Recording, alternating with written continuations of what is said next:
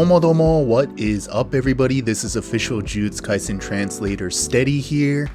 Welcome back. It's been a while, but I thank you very much for coming back for another episode of Positive Juju, the Jujutsu Kaisen podcast.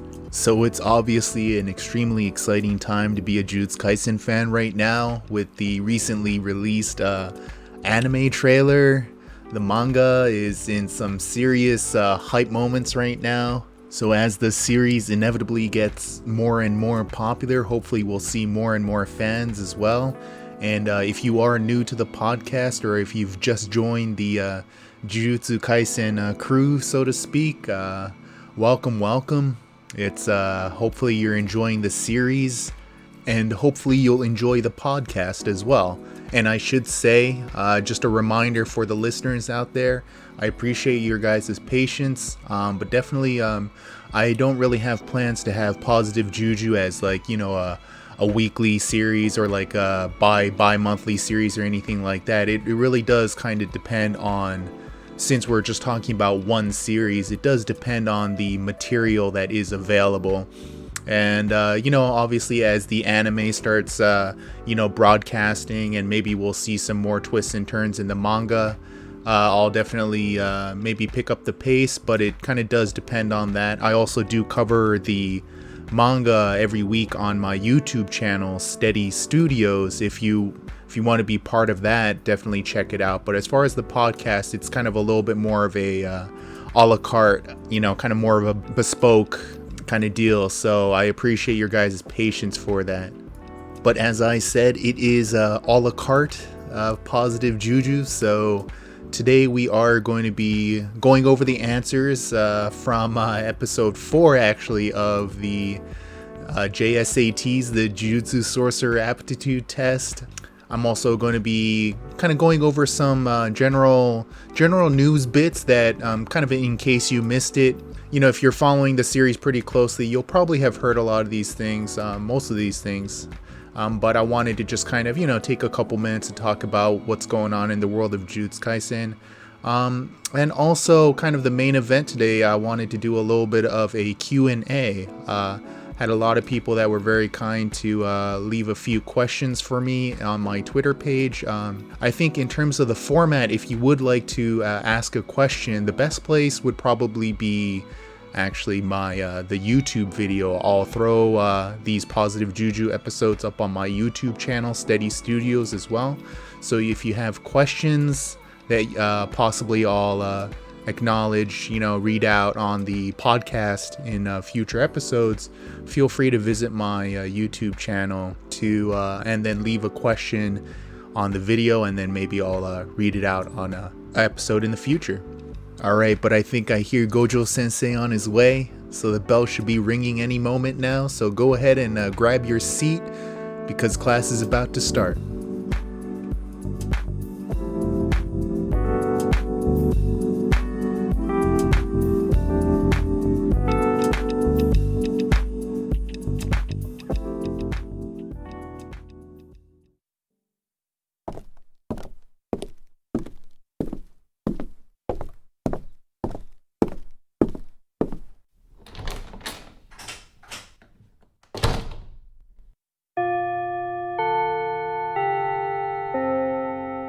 じゃ、そろそろ行ってみる？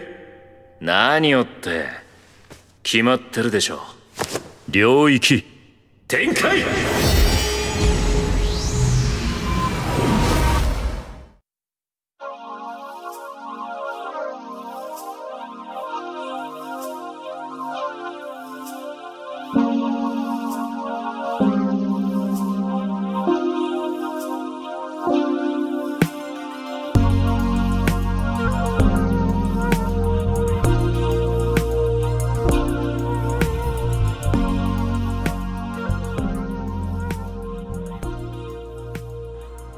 Alright, so as far as some news points with Jujutsu Kaisen, I definitely want to start out with everyone's talking point these days with the anime. So we got that awesome anime trailer. We got over 2 million views already, which for a anime trailer is It's pretty huge, pretty huge. So that's exciting news, and obviously we knew the voice actors for the main trio as well as Gojo Sensei, but they totally gave us that huge surprise that Junichi Suabe is going to be the voice actor for Sukuna.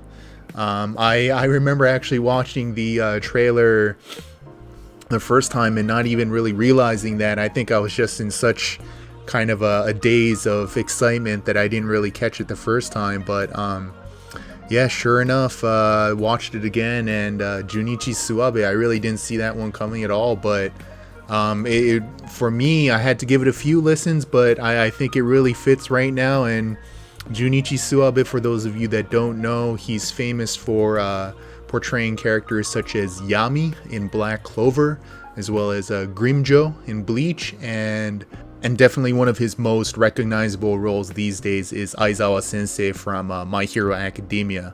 So combined with all the other amazing voice actors that we already have, Junichi Suabe is a huge get if you ask me, and I'm super excited to see. Obviously he's going to be portraying Sukuna, so how he's going to kind of portray some of the more crazy maniacal moments that Sukuna is known for as well, but also those very stern moments, right? And in the trailer we kind of got a stern moment. The line that he uttered was I'll show you true Jujutsu sorcery, which was in volume 2. And also we got the confirmation that it is indeed Mappa that's going to be doing the anime, and their big kind of notable titles recently. Last year they had kind of a sleeper. I don't know if sleeper hit's really the right word. I certainly didn't know too much about it, but I'm definitely going to give it a watch, is Banana Fish. The more I read about it, the more it looks very, very interesting, so I'm going to have to take a look at that. But also in relation to Jujutsu Kaisen, the director for Jujutsu Kaisen is going to be someone called Sung-ho Park, and he's also directing an upcoming series, The God of High School, which looks absolutely phenomenal, and I'm super excited. That should be coming up within, I think, maybe July if I'm not mistaken. So definitely those in anticipation of the Jujutsu Kaisen anime are gonna want to keep an eye on the God of High School to kind of maybe give us an idea of what we can expect for Jujutsu Kaisen. Obviously it's not going to be the same or anything like that, but hope it should give us a little bit of an idea, I would say. Alright, so yeah, I just checked and it is supposed to be releasing on July 6th. So coming up very, very soon. Alright, so as far as kind of the major anime talking points, I'd say that more or less covers it. I do go into great depth. I have a whole analysis video and everything on my YouTube channel, as well as a reaction video. So if you wanted to kind of go in deep with the anime trailer, I have a video I'm pretty proud of on my YouTube channel, so definitely feel free to check that out if you are interested. I have kind of the manga panel comparisons, kind of details you might have missed, translated captions, and all sorts of good stuff. So thanks very much if you choose to watch that. But let's move on to the recent manga volume release, volume 11. I swear, Nanami must have been trending on Twitter or something, because that cover was absolutely beautiful. As a big Nanami fan, I know I couldn't have wished for anything more than that. And sure enough, sales have been very, very strong these days. Of course, with the anime trailer, people are definitely starting to take notice. It was already pretty popular in Japan, Jujutsu Kaisen was. But with the anime trailer, you see news articles and stuff about it these days, which is really cool. I'm kind of just browsing like anime news, and you'll see like big articles featured on Japanese Yahoo News and things like that, and different outlets. Even on TV, you have a lot kind of celebrities and stuff talking about it on radio shows, and even introducing it on TV and stuff. So that's pretty cool. But as far as volume 11 sales numbers on Amazon Japan website, it was only right behind Demon Slayer and the new World Trigger manga that came out, actually. So as for a manga that's still relatively new, that's very, very promising. And I mentioned how the manga has been kind of featured in news articles and stuff lately, not just mentioning the anime trailer, but they apparently interviewed the editors of Jujutsu Kaisen and kind of the team over at Shonen Jump in Japan, and they had nothing but positive things and very optimistic things to say about the series, saying that the popularity has been increasing at a very rapid rate, and that they might actually expect by the time the anime comes out that the manga will reach about 10 million copies in circulation. And to put that into perspective for you, manga, the volume circulation numbers is estimated roughly right now at 4.5 million copies in circulation. That's an estimate number, but that includes volume 0 all the way through volume 10. So that's roughly 4.5 million copies in circulation after 2 years of the manga being out. And then now they estimate that it could be growing at a rapid pace and approaching 10 million copies in circulation within the next 6 months or so. Not even 6 months, like the next 4 or 5 months. So they're seeing some numbers that they're apparently very, very happy with. So that's very, very good news. So I think that kind of wraps it up for what I wanted to talk about. Of course, there's so many other things going on in the world of Jujutsu right now as well. But kind of the major points, kind of the administrative points, I wanted to get that across. If there's anything that you feel desperately I need to talk about, kind of news that you've heard around the grapevine or this and that, if it's officially covered, let me know in the comments, and perhaps I'll pick it up as a talking point in future episodes. But for now, let us move on to the next portion of the class, the Q&A session.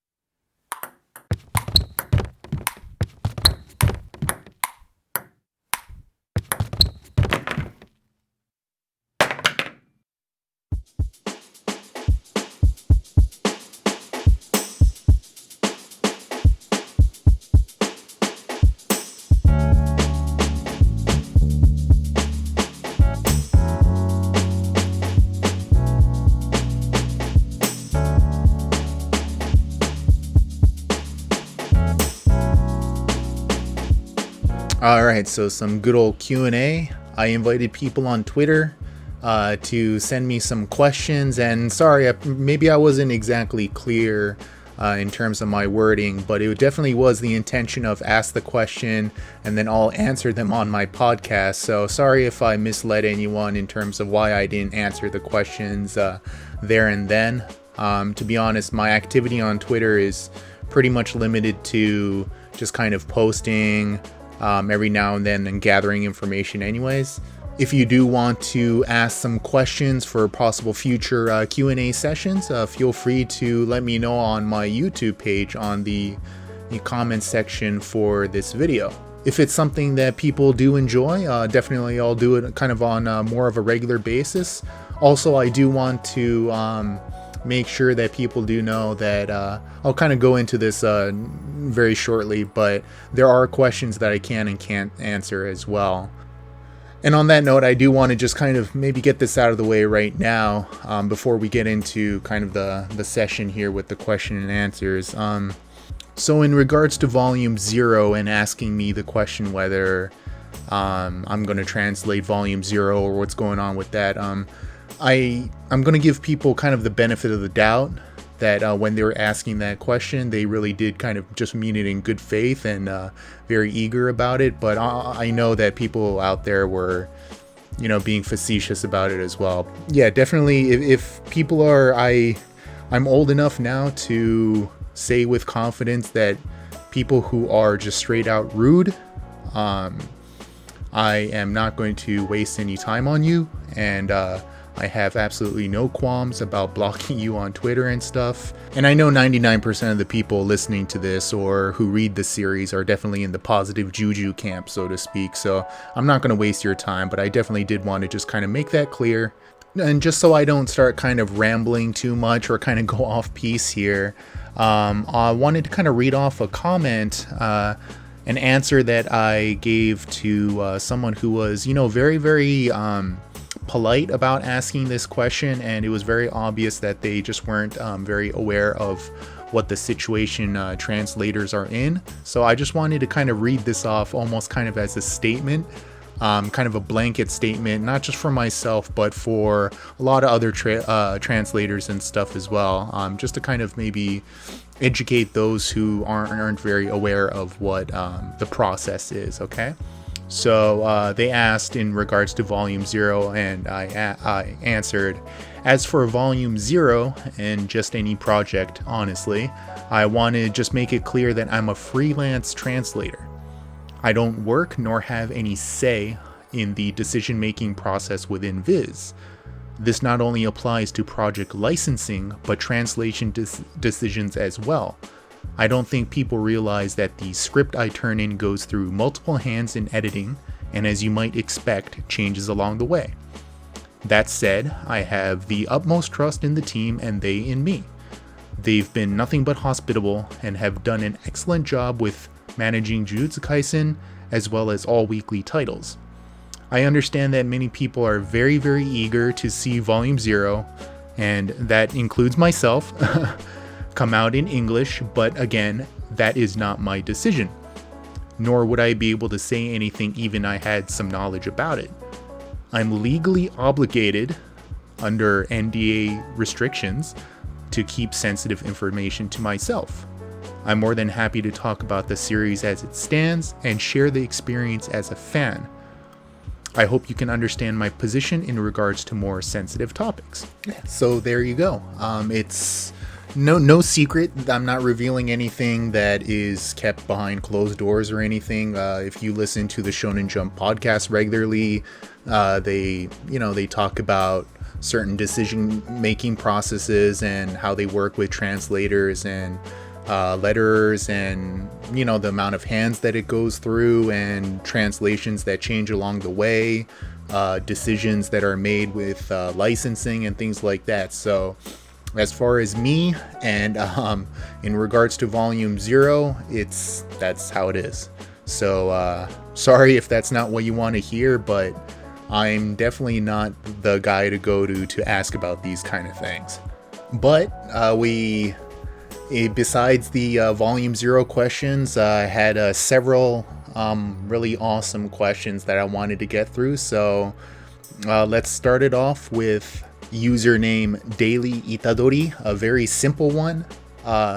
They ask, do you stand Toji? Of course. Yes. Especially in the recent chapters, and of course what we've saw of him from the flashback arc. He's an absolutely awesome character, but just kind of the role that he plays in this whole Jujutsu world, he's a person without the cursed energy, the power that makes the Jujutsu world go around, yet he's so effective. A little bit more to just that, he's got superhuman powers, beyond just a regular human being. So as far as his physical ability, you get the kind of sense that there is a little bit more to him, and not just his abilities, but also kind of his characters as well. We got a little bit of a glimpse of it in the final moments of him fighting against Gojo. Kind of, you get the sense that he's not just completely evil, but he's certainly not a good guy, quote unquote good guy, so to speak, either. So he's kind of a little bit of a tragic character, I would say, which makes him very compelling. So great question. Thank you very much, Daily Itadori. Next question we are going to have from a username Random User Kenny. He asks, any character that you're excited to see fighting in this current arc? Yes, absolutely. It occurs to me I have to keep on kind of reminding myself that we haven't seen the Panda as well as Kusakabe Sensei, the second year Tokyo High second year teacher, remember? So Panda as well as Kusakabe Sensei are paired up, and based on the little hints that Meimei was talking about, if you remember, Meimei had kind of mentioned to Yuji, hey, you might be the most, the strongest one around who doesn't use cursed energy actively, but you're probably right behind Kusakabe Sensei. which is huge compliment there, and kind of really piques your interest in what he's all about. And obviously we've seen, just as I mentioned with Toji, Yuji, and like Maki, for example, they're physical fighters, right? So what is it about Kusakabe Sensei that's going to kind of differentiate him? I'm very curious to see what he's all about. So great question, random user Kenny. Thank you very much. Next up, we have username LJ Hollywood. Hey LJ. They ask, this may have been answered already, so feel free to skip. Very kind of you, thank you. But they ask, but what do you think it'll take for Okotsu to return from overseas? Gojo being removed from the playing field might be a sufficient reason. On a similar note, do you think HAKARI may show up soon? I wonder what he can do. Yeah, obviously, Okotsu is kind of a big topic in the Jujutsu Kaisen world. I don't want to get too deep into it because it does kind of, it definitely encroaches on Volume 0 territory, but I've mentioned on a previous episode of the podcast that I definitely thought that one of the prerequisites would be for Gojo to be removed from the playing field, as you say. This kind of the safety net of Gojo leaves room for someone like Yuta Okotsu to swoop in.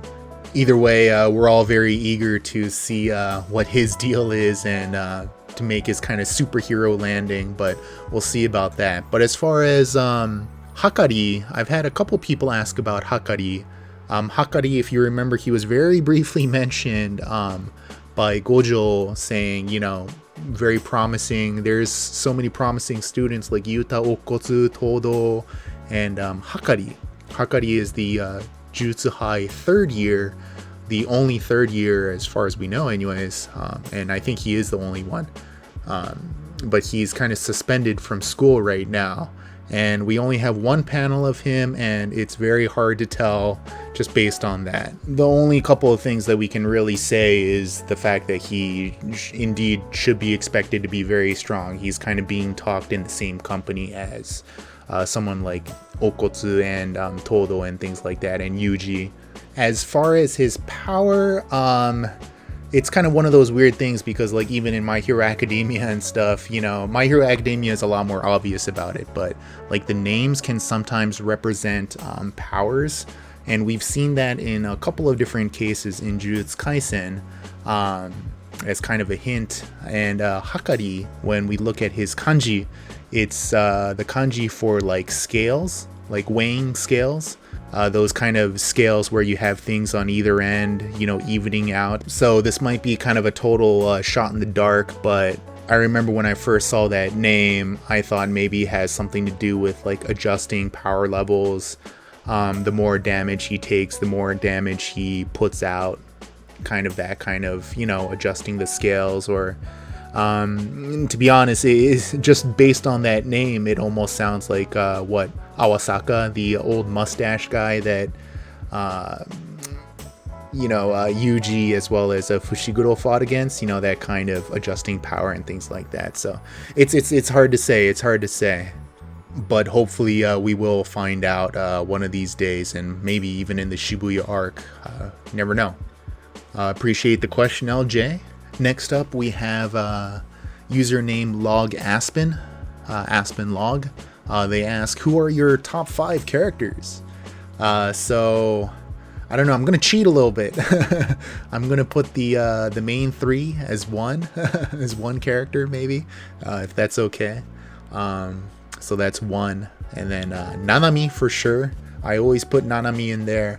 Just kind of his down-to-earthness, his kind of jadedness, so to speak. I loved his little background episode with the bread girl, and a little bonus favorite character, I would say the bread girl too, even though she was in there for a few moments. Otherwise, I would say my remaining 3, man, you see, this is so hard because this is the great thing about Jujutsu Kaisen, just so many great characters, but I would say the ones that kind of first pop into mind, I would say Geto. Just kind of based on his, Geto from the flashback arc. I know he's a different being right now, but I really liked Geto and his kind of depth of character that we saw in the flashback arc. I also like Todo. I think he's very, very kind of a refreshing character.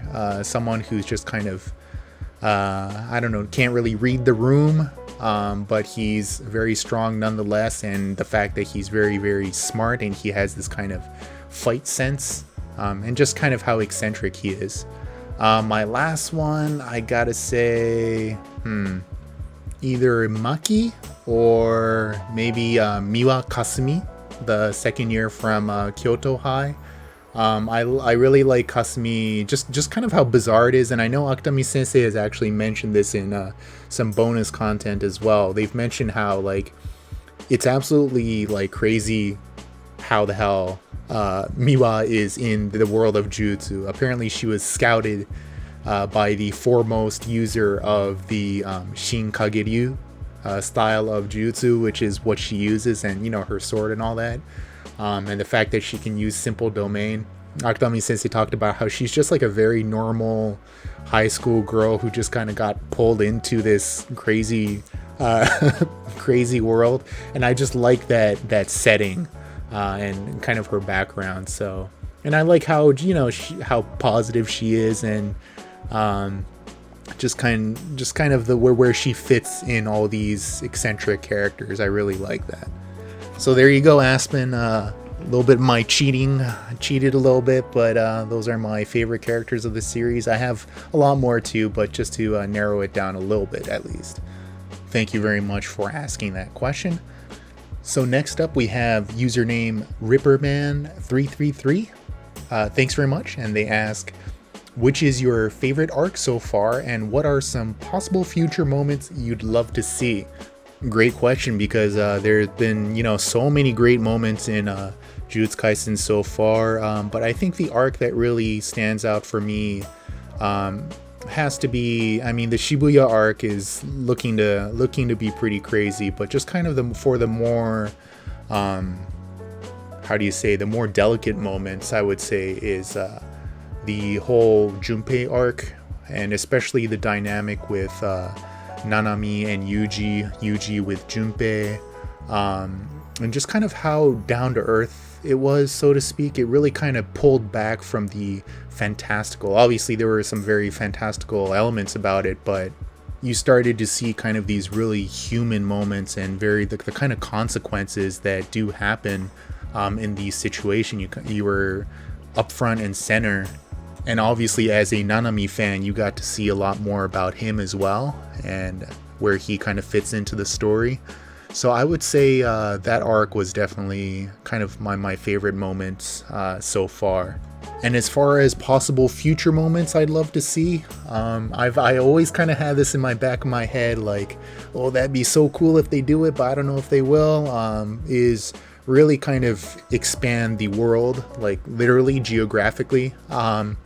You know, certainly Jujutsu sorcery, even though the word Jujutsu is a Japanese thing, certainly you can't be only exclusive to, you know, just to the Tokyo area and Kyoto area. Obviously, we've kind of are able to surmise that, you know, everyone associated with Jujutsu High kind of goes all around the country and stuff, but we've also, you know, we can expect also possibly that maybe they'll go kind of worldwide a little bit. That's what I'd really love to see, is kind of Jujutsu sorcerers from different countries and things like that. And we've had little hints here and there, like Miguel in Volume 0, and the fact that there is a strong evidence that Yuta and Miguel are in Africa.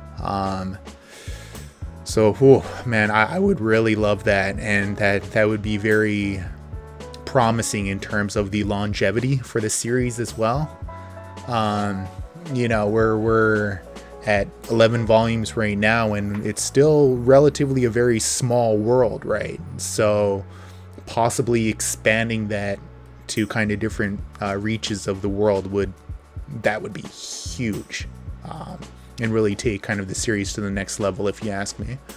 So yeah, awesome question, Ripperman. Thanks very much. It's so fun to kind of imagine what could possibly happen in the future. So yeah, you kind of get me excited with that question.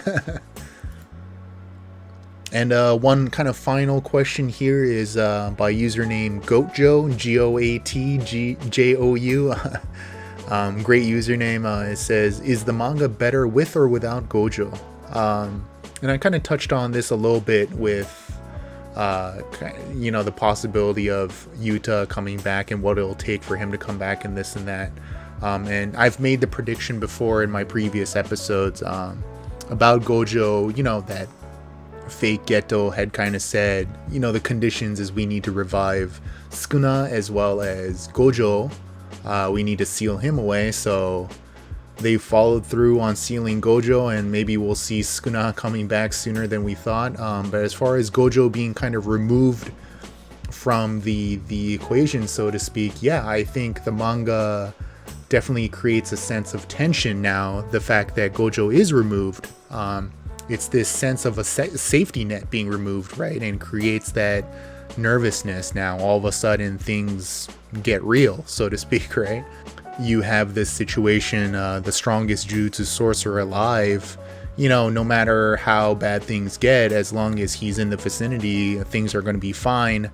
And Akutami Sensei, not to say that Akutami Sensei did a great job actually, even though, Gojo was still around, creating these kind of really tense moments.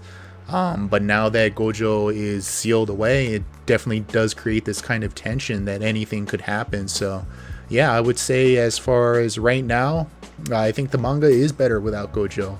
But I believe that, hopefully we'll see Gojo coming back. They're going to have to figure that out. But also I don't think it's going to be as easy as like, oh, when this Shibuya incident is done, he's going to be fine kind of deal. There's going to be some consequences, I think, whether it be for Gojo himself or kind of the world. Who knows? But yeah, great question. Hope I answered your question okay. Thanks very much for asking it.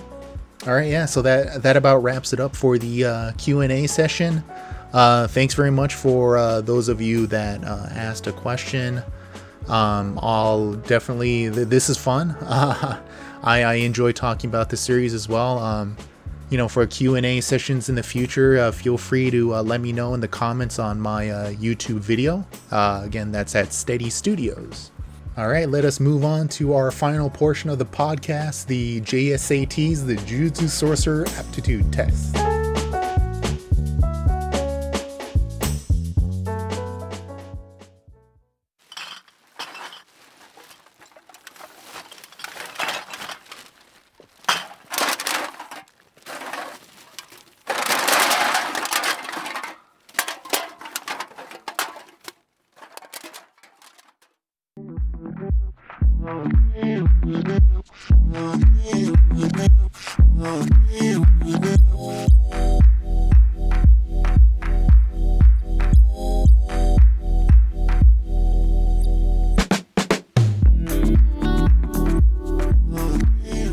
Alright, so the last portion of our podcast is going to be the JSATs, the Jujutsu Sorcerer Aptitude Test.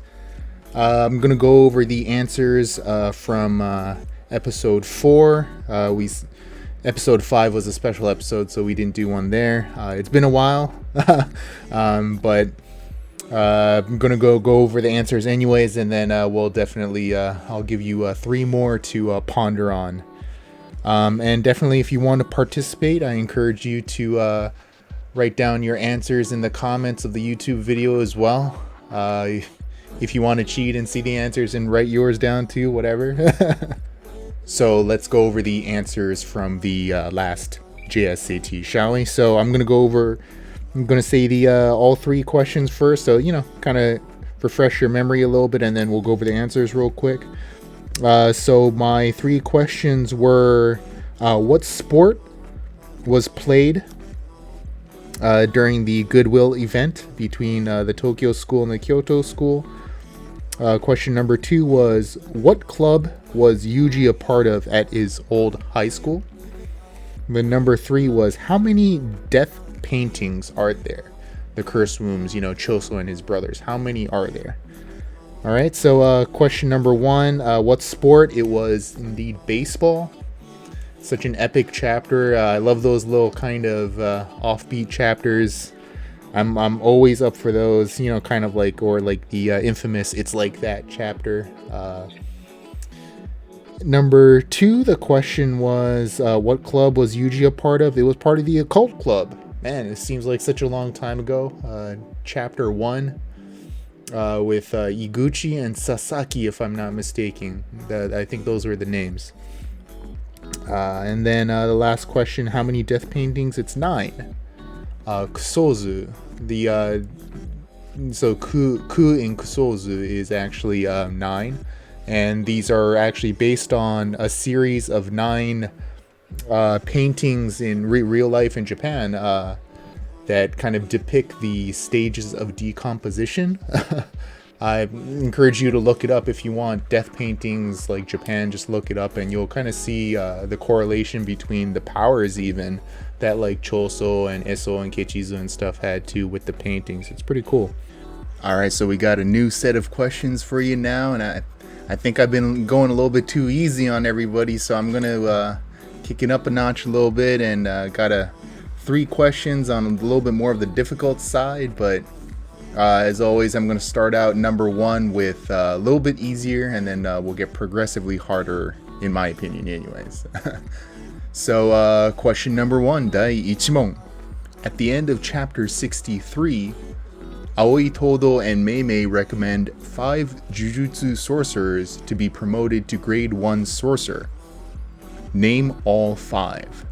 Now this is something that perhaps we can kind of look forward to in terms of maybe like exam missions or something like that, so I'm kind of excited to see what happens with that.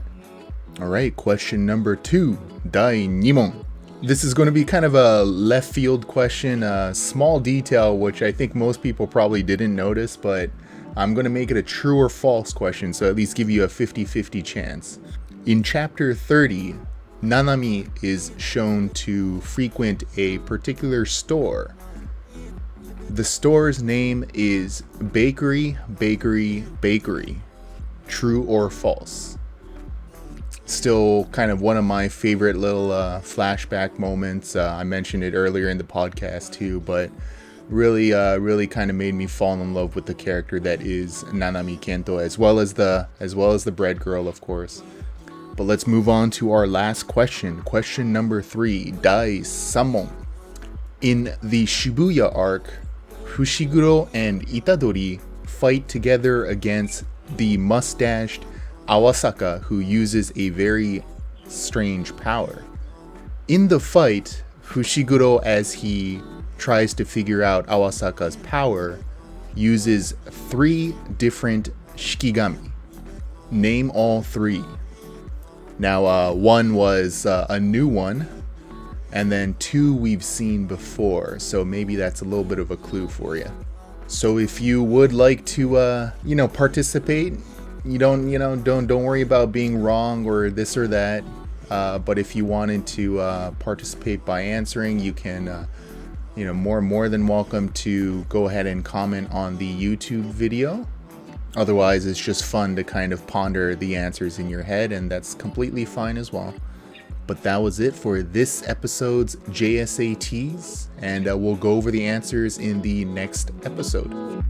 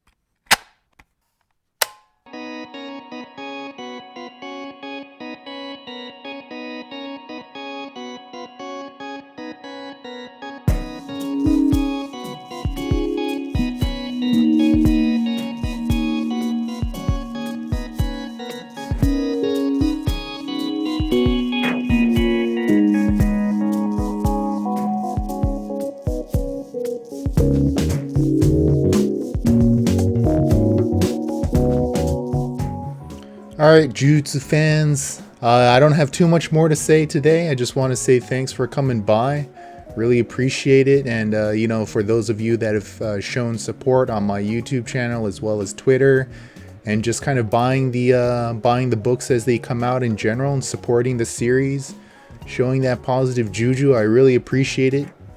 It's really a fun time to be a fan of the series, and with the anime upcoming, I'll try to cover that as well. I hope everyone is staying safe out there as well. I know it's a very interesting time that we live in right now, all sorts of factors.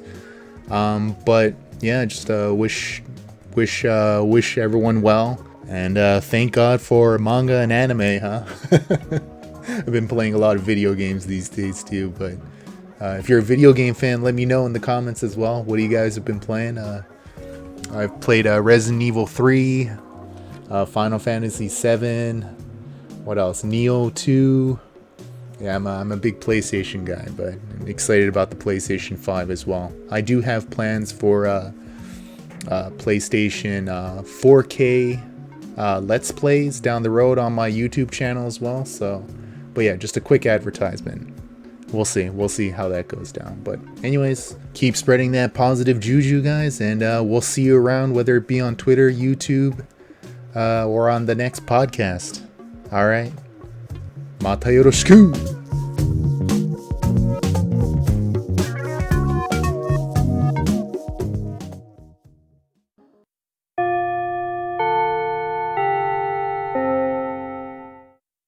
Otsukare-sama sa!